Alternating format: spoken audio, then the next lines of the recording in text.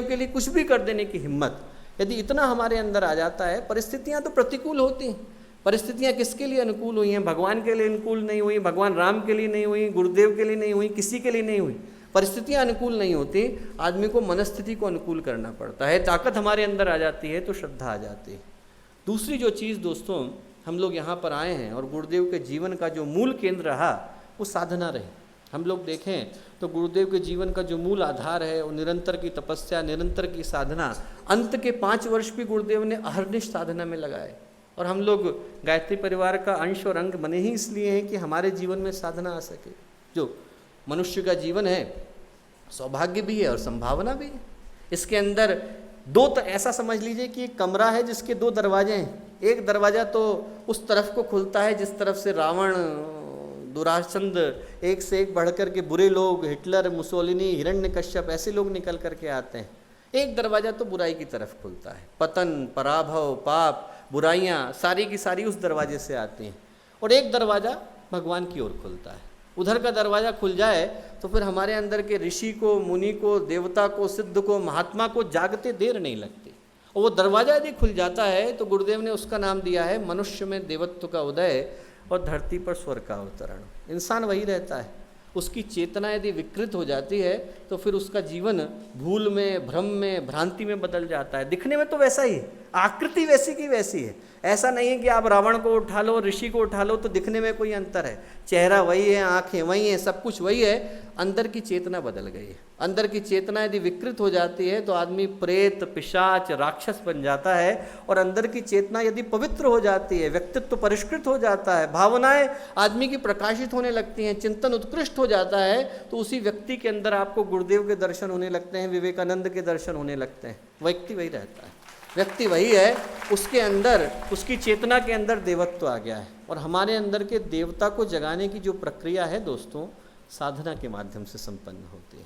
हमारे अंदर यदि साधना हो, अहर्निश, एकदम यहाँ पर हम लोग आए हैं तो लगातार ये करने का, तपने का, तपस्या करने का भाव हो, तो फिर हमारे जीवन में देवता जागते हैं। मैं कहूँगा कि हम लोग यहाँ आए, गुरुदेव का हिस्सा बने, तो फिर यहाँ से अपने जीवन को निरंतर परिष्कार के मार्ग पर चलाने का भाव लेकर के जाएं।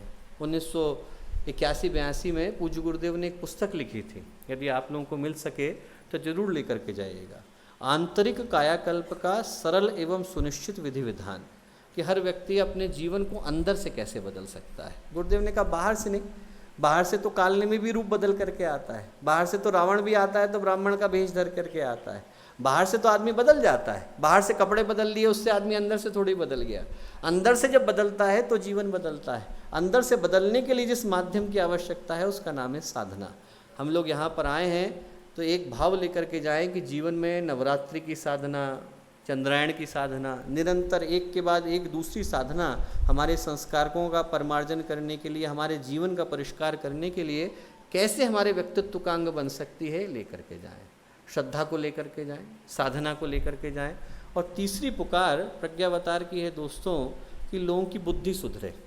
आज की तारीख में लोगों के पास बुद्धि की कमी थोड़ी है, बुद्धि पर्याप्त है, अकल पर्याप्त है। आदमी के पास बहुत सारी बुद्धि आ गई। पहले की तुलना में आदमी ज़्यादा डिग्रियां लेकर के घूम रहा है, PhD पहले की तुलना में ज़्यादा है।